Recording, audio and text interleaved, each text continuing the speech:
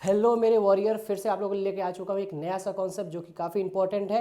ये हर एग्जाम में क्वेश्चन पूछा जाता है और बच्चे गलती करके आते हैं। ध्यान समझिएगा, कैलकुलेशन ऑफ ऑक्सीडेशन नंबर, दो मेथड बताऊंगा, दोनों मेथड अप्लाई करना है, कब अप्लाई करना है ये भी ध्यान में रखिएगा। पहला कॉन्सेप्ट, पहला क्वेश्चन हमारा पहला मेथड में, पहला कॉन्सेप्ट सल्फ्यूरिक एसिड में आपको सल्फर का ऑक्सीडेशन नंबर फाइंड आउट करना होता है। इसमें कुछ रूल है जो कि आपको याद करके रखना है और उस रूल को यहाँ पे अप्लाई करना है। जैसे हाइड्रोजन का ऑक्सीडेशन नंबर 1 होता है और कितना हाइड्रोजन है, 2 हाइड्रोजन है, तो 1 × 2 हो जाएगा।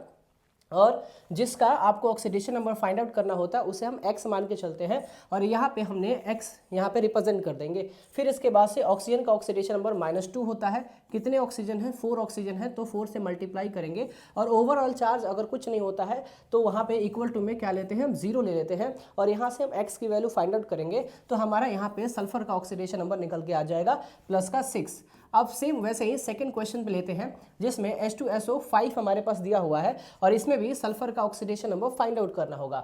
तो यहाँ पे भी हम हाइड्रोजन का ऑक्सीडेशन नंबर +1 × 2 करेंगे। जिसका हमें ऑक्सीडेशन नंबर फाइंड करना वो हम x ले लेंगे। एंड ऑक्सीजन का ऑक्सीडेशन नंबर -2 होता है, ऑक्सीजन कितना है, 5 है, 5 मल्टीप्लाई करते हैं एंड देन ओवरऑल चार्ज कुछ भी नहीं होता है तो इक्वल टू क्या मानते हैं, हम 0 मानते हैं।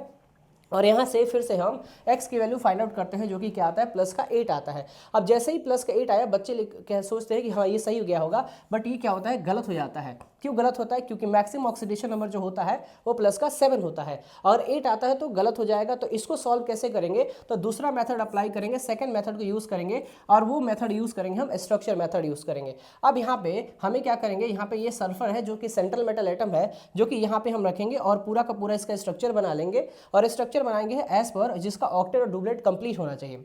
अब इसके बाद से क्या देखेंगे कि अब सल्फर और ऑक्सीजन यहाँ पे सिंगल बॉन्ड बनाया है तो एक ऑक्सीजन पे नेगेटिव चार्ज आ जाएगा और ऑक्सीजन सल्फर पे पॉजिटिव चार्ज आएगा। यहाँ पे ऑक्सीजन और सल्फर डबल बॉन्ड बना रखे हैं तो यहाँ पे ऑक्सीजन पे -2 आएगा और सल्फर पे +2 आ जाएगा। यहीं पे ऑक्सीजन और सल्फर यहाँ पे सिंगल बॉन्ड बना रहे हैं तो ऑक्सीजन पे एक नेगेटिव चार्ज आ जाएगा और सल्फर पे एक पॉजिटिव चार्ज आएगा। यहाँ पे ऑक्सीजन -2 और यहाँ पे क्या आ जाएगा, सल्फर पे +2 होगा। और ओवरऑल अब चार्ज देखेंगे कि सल्फर पे ओवरऑल चार्ज कितना हो रहा है तो आप देखोगे कि यहाँ पे ओवरऑल चार्ज +6 आ रहा है। तो यहाँ पे अब सल्फर का ऑक्सीडेशन नंबर कितना हो जाएगा, +6 हो जाएगा। तो ये सही हो जाएगा और ये क्या हो जाएगा, रॉन्ग हो जाएगा, गलत हो जाएगा। तो ये गलती आप ना करें अपने एग्जाम में, ध्यान से ऑक्सीडेशन नंबर फाइंड आउट करें। Okay, thank you.